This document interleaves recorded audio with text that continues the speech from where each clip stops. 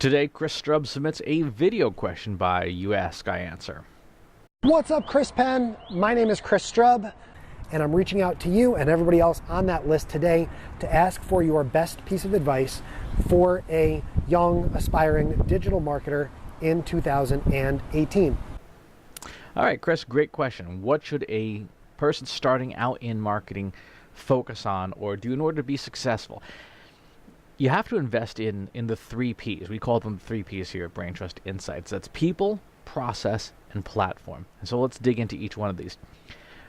The people are folks that you need to invest in to grow your network. So this is the networking portion. And there's 3 types of people you need to invest in. There are seniors, peers, and juniors.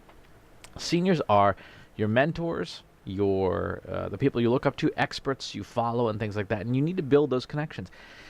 Now, it would be extremely difficult to build a meaningful connection with somebody who is, at the top of their field.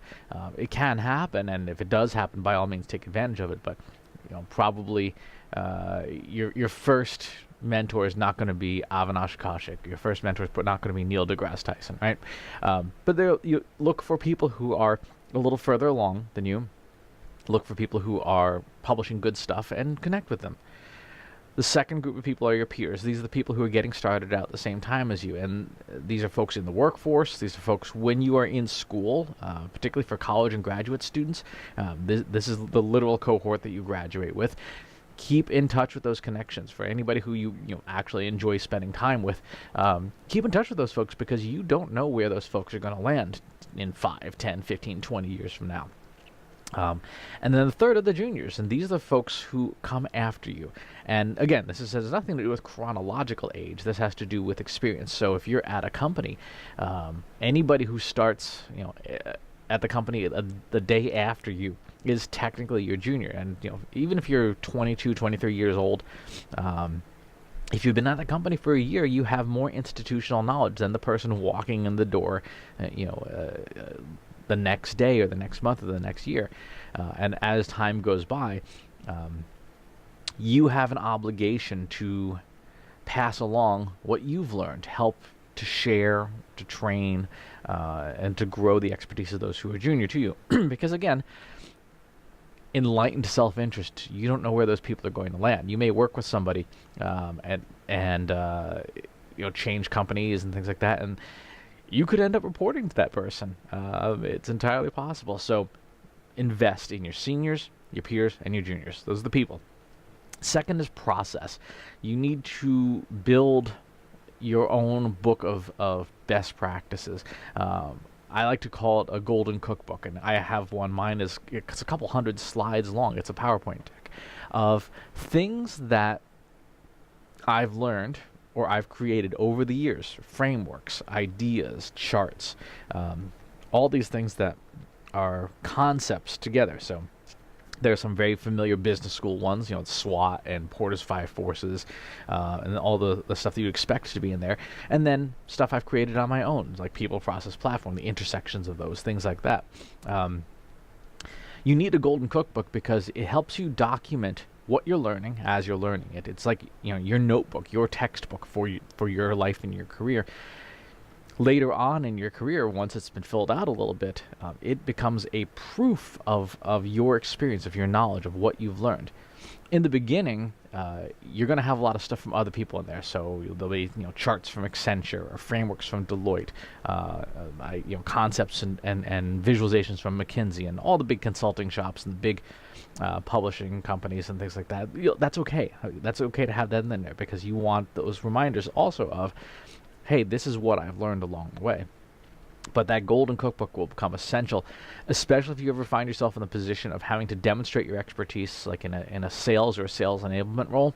It's going to be one of the best things you can put together to say, here's everything I can do. And people will be like, that's a lot of stuff. I mean, you clearly have done this for a while. The third is platform. If you want to succeed in digital marketing, if you want to have a functioning career of any kind, you need to invest in yourself. You need to invest in your personal platform. And by that I mean being really good at something, being the best at something, investing the time and the effort to develop an expertise that is second to none.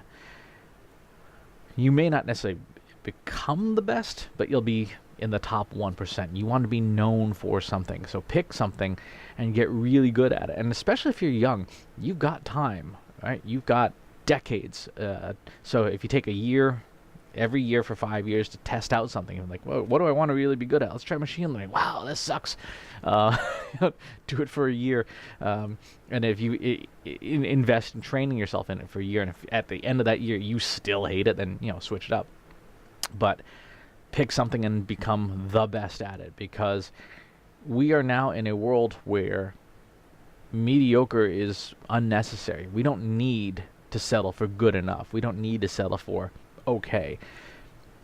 Thanks to the internet, thanks to the digitization and democratization of access to people and technology, businesses can afford to say, I want the best only, right? Because they can get a distributed workforce. They can outsource overseas. So you have to invest in your platform. What is your thing? What do you want to be known for? When somebody mentions your name, what is the thing that goes along with it? And be ready to pivot. 15 years ago, or 10 years ago, almost 15 years ago, wow. I was one of the first podcasters. Podcasting was something that I was known for. I created a conference with my friend Chris Brogan called PodCamp way back in the day, and that was the thing for a few years.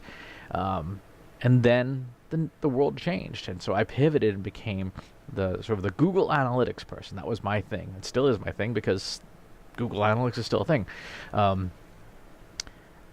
And then about 4 or 5 years ago, I pivoted again and when I started noticing machine learning was going to become the thing. So machine learning within marketing, and that's going to be a thing until it's not. So be ready to pivot. But there's a thread that kind of runs through them all, which is using technology and applying it to marketing technology.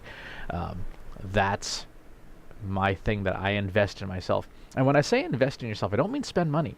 I mean, you're investing in yourself when you're spending an hour a day outside of work, on your own time, training yourself. There are 1.5 million YouTube videos on just about every topic. There's free ebooks.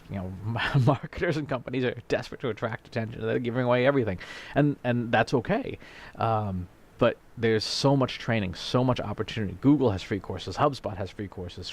Twitter has free courses. Everybody's got free courses that you can take. You have to invest the time. That's where people fall down. They expect somebody else to do it for them or hand it to them. It doesn't work like that. You have to invest the time in yourself. And if you do, you will see incredible career growth, because 99% of everyone else are not investing the time. They take the minimum amount of training required by their employer. They stop learning once they get out of school, and they just kind of muddle along and kind of learn stuff as they pick it up in their career. Now, if you want to be the best, you invest in yourself. You train as though you were going to be the best. And again, you're going to surpass 99% of people who are not willing to make that investment. So, great question, Chris. Invest in yourself. People, process, platform. And that's what you need to do to be a successful digital marketer this year and for every year of your career going forward. Thanks for watching. Please subscribe to the newsletter and to the YouTube channel. I'll talk to you soon.